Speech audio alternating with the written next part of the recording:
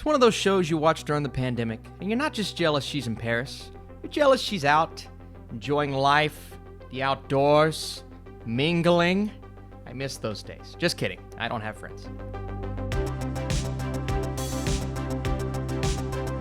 What is up, Netflix fans? Welcome back to my channel. You may be scrolling through Netflix and you see Emily in Paris.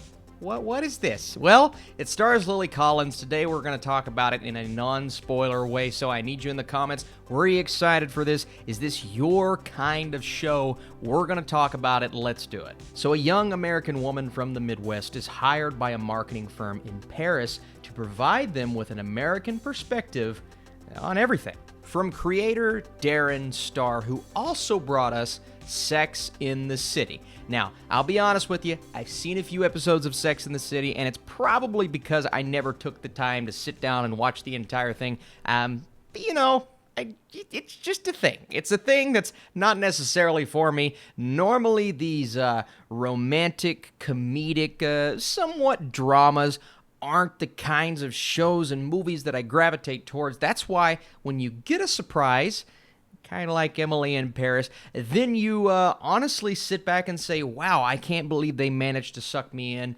with the story. Now, hardcore critics will watch this first episode. You're kind of thrown right into this girl's life. It's a little bit cheesy. You get the silly-looking camera angles. Nothing too fancy when it comes to the filmmaking within this show, but what we're focused on here is Lily Collins as Emily. It's up to her to carry the burden of bringing the audience back for more, because if she doesn't work, thankfully she does, if she doesn't work, what's the point of watching this in the first place? And she's great. She is the most likable character, maybe the most likable character I've watched on television in months. You are constantly rooting for her, even though every now and then she'll make a decision or she'll say a thing that you know she immediately regrets, or we spend a couple of episodes kind of questioning her decision. But at the end of the day, we understand that's what this show is all about. This is a very escapist type show. She is leaving America, going to Paris, and us, if you're watching it in America, you're going to watch this, especially right now, in the midst of the time that we're in, and say to yourself, I want to be where she is. You have the beautiful surroundings, the glistening and glittering backgrounds, and it seems like every place she goes to is a place that we would like to be. Now, is it a bit overblown? Yes. Is it cheesy? I've used that word, I think, twice already. Absolutely. But it is the show that I think a lot of people are going to expect it to be, especially when you see Sex in the City. Just the episodes that I've seen, it does capture that tone, but it's definitely more modern. It definitely kind of rolls with what this world is revolving around right now, and that is social media. That's part of her job. What she's going there to do is to bring a new aspect to this business. A pretty interesting business that provided for some important conversations at times. It also gave us the opportunity to inject some humor in there, and the humor, I think, for the most part worked, but she's bringing a new dynamic into a crowd that, maybe all of them aren't going to accept her at first, so you have a bit of a clash. First of all, she doesn't know French, so that's a problem. Second of all, she wasn't the character that was supposed to be there in the first place. They were expecting someone maybe a bit more in tune with how they live in that area. So that creates some more conflict. And then she's kind of dealing with her boyfriend back home.